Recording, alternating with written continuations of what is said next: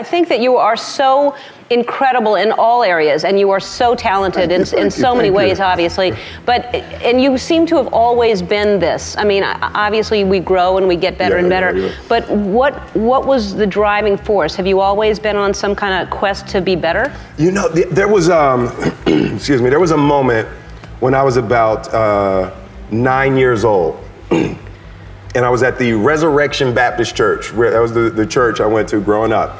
And my grandmother was always in charge of all of the recitals and Easter recitations and all of that stuff. So I was playing the piano, and I remember my grandmother was standing back off stage, and she put me last in the show and everything, and I had learned Farrellese. Mm-hmm. And I was playing Farrellese, and I'm going and going and going, and I never learned how to end it, right?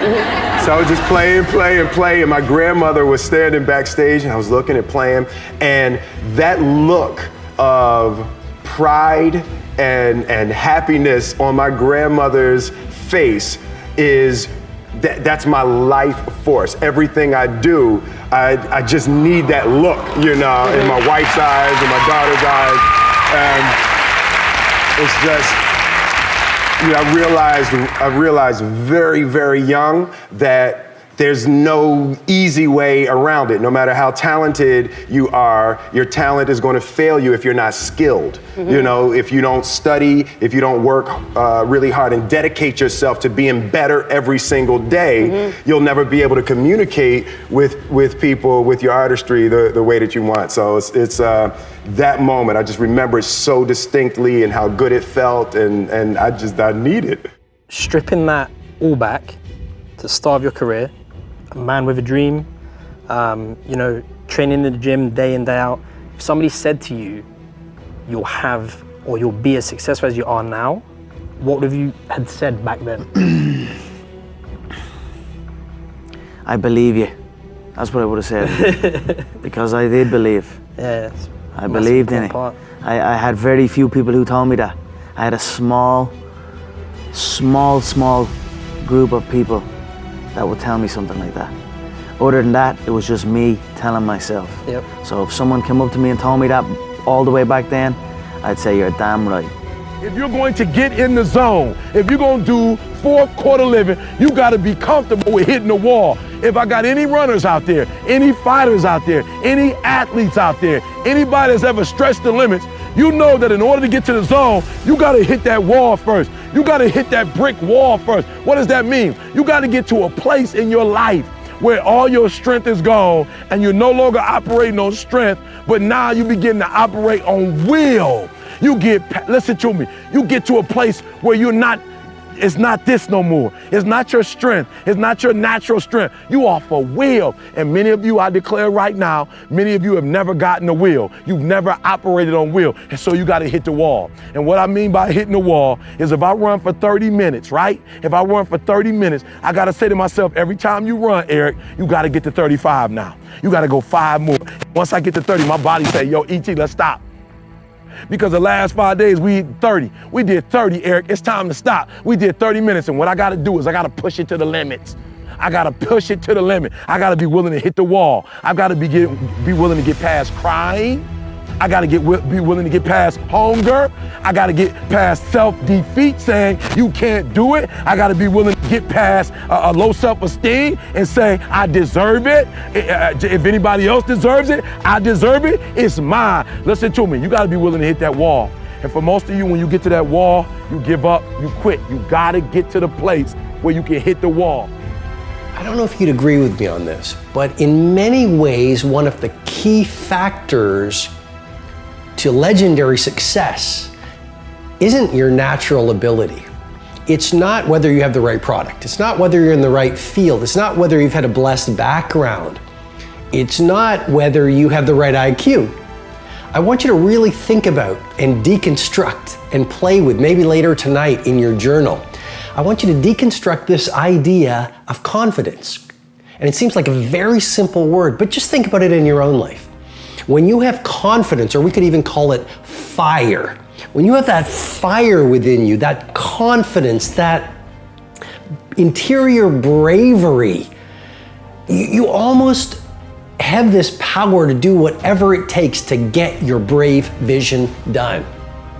You see, in this world, it's not about, in many ways, your strategy in your business or your ability in your life. It's about this thing called confidence. And we have all had these times in our lives when we are full of confidence.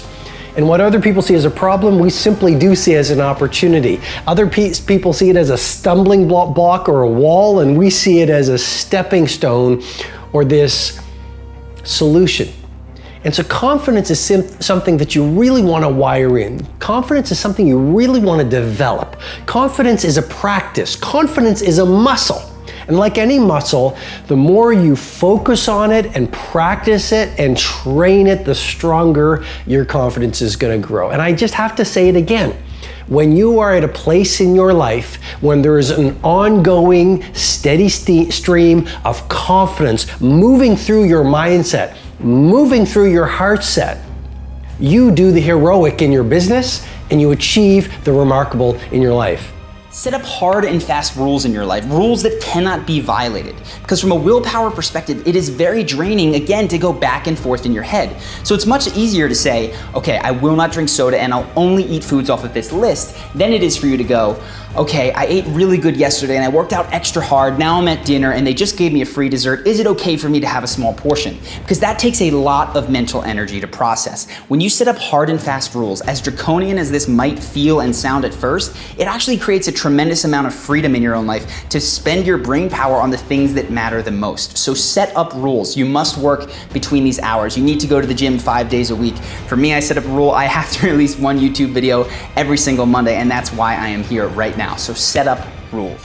If you're good at what you do, people will recognize that. I really believe it. People will notice it. That's it. That's all it is. It's that simple. Product placement and labels and A&R people and all that bullshit, it doesn't matter. I swear to God, it doesn't matter. Really, I just kept at it. I work. I don't believe in, I hate lazy people. I hate laziness. I just don't like procrastination. I don't like people that make up excuses. Just get it done. And I've always taken that approach with my life and my career. And I guess that's why, I've been around. And I haven't just gotten around, I've been here for a minute. You guys probably know. Yeah.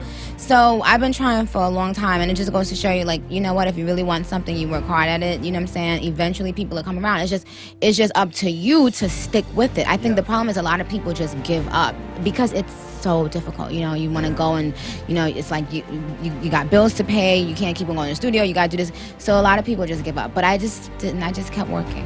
Your hardest tasks you should set for the morning. In the morning, you typically have the highest willpower, your brain is refreshed, glucose stores are pretty good, even though you've been fasting overnight. You're refreshed, you're ready to go. You're more likely to make smart decisions because you can think, you have clarity, you're not exhausted by the day yet. So whatever is hard for you, whether that's exercise, some new thing you're trying to do, try to do it before your day, before the long day, which is why most successful people in history have some kind of smart morning routine. So they wake up, they do the most important task first while they're fresh, and then do the rest of the stuff throughout the day or at the end of the day when they're more tired.